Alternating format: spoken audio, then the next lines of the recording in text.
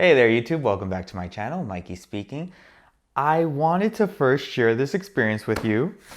My M1 card has finally arrived and I'm going to open it. But I've also learned some interesting stuff going over their terms and conditions. I was going to start making purchases on the card right away, but there's some things you kind of need to know about before purchasing anything to get the maximum amount of benefits from the card. Which again, I wish I read prior because the market's closed and that will all make sense in a moment. For starters, let's actually make sure this is the M1 card. It has like the little plus, so again, I'm just assuming it's the M1 Finance card. I dislike opening credit cards because I hate getting credit cards, but this one I'm actually pretty excited about. Oh, M1 Plus. All right. Oh, that's fancy. It like slides. Hold on. Whee! I'm having way too much fun with this. All right. So it is the M1 Finance card. I don't need to open it yet because I need to show you some other things that pertain to the M1 Finance card that you should know before you get one, or if you already have one coming in, some stuff you should do prior to actually it arriving. Let's go to the computer. I'll show you what I mean. Okay. So as you already know, you can earn 10, 5, or 2.5% cash back on different companies. Actually, let's go into those companies and I'll tell you which ones I'm excited about. So Adobe is going to be one of them that I actually use their products, so I can get 10% cash back on that. I do go to AMC theaters, so bam. Chewy and GameStop. I use Chewy for my dog's prescriptions and food. GameStop, I own a Switch and an Xbox, as you can see right here, so that would help out.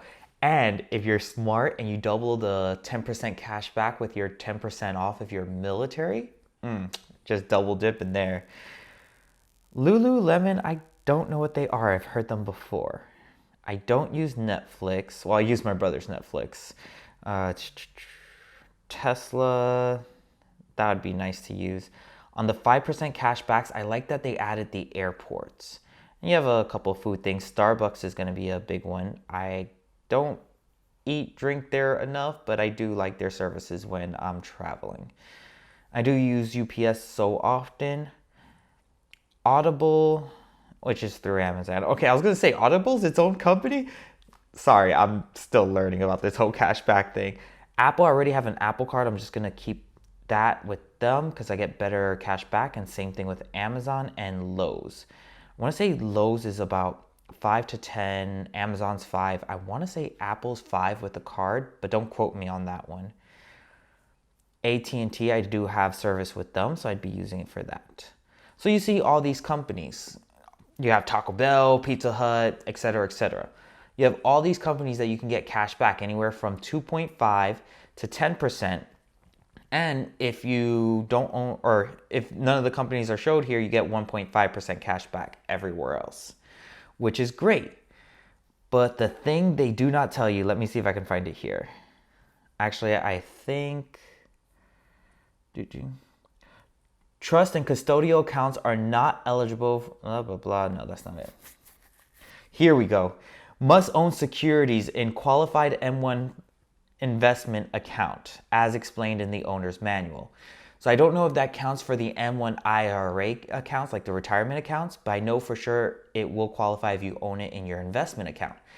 The problem with this is, out of all the ones I just mentioned, I don't really own any of them. I was going to my M1 Finance account and I have Love AT&T, so I can start using it for those services, but I don't have Adobe here. I didn't see Disney on that list, but again, anyways, I don't have GameStop, Adobe, Chewy, so these are all companies I'm gonna have to become a owner in. And then I was like, how much of an owner? Can I buy like, $10 worth and, call it a day? So I was reading more on here, and it actually says, this was in their agreement, whatever you call it, our terms and conditions agreements. They had like 3 different things that I had to go through. But it actually says in here, any owner rewards are subject to you then owning or being a shareholder of at least 1 cent in the stock, such as selected merchants in your M1 Finance account, M1 platform at the time of purchase. So that's the key. You have to own it at the time of purchase. So if I was to make any purchases today, the market's closed, I can't buy these companies. So I gotta wait till Monday to actually buy these companies. And that's, again, the really cool thing. You don't have to be heavily invested in these companies. You can put $10 into each of these companies that you want to get the rewards for if you have the rewards card and still get money back. Now, the other thing is, let's go over here. So rewards will be available no later than 60 days, so it can take up to 60 days. And it's a maximum of $200. I'm looking here to where I read that. I know it was on one of them. But so as soon as you hit $200, they won't give you any more rewards until the following month. Now, I don't know how they dictate month to month. I'm assuming just on the first it resets. But again, I'm assuming. If I'm wrong on that information, I apologize. And it goes right into your investment account. So if you made a $100 purchase at GameStop, you got 10% back. $10 will go into your M1 Invest account. So what I'm going to have to do here, and this is something you can do in your M1 Finance account as well, is let's edit my pie. I just have all my stocks out. And I'm going to kind of figure out, we're going to click add. I'm going to figure out how much I'm going to want to add of each pie. So I know GameStop with its current prices, I'm not going to want to own much. So let's check out the 5-year. Yeah, this whole thing that happened was absolutely insane. I'm going to put them at 1%. Then you have Chewy.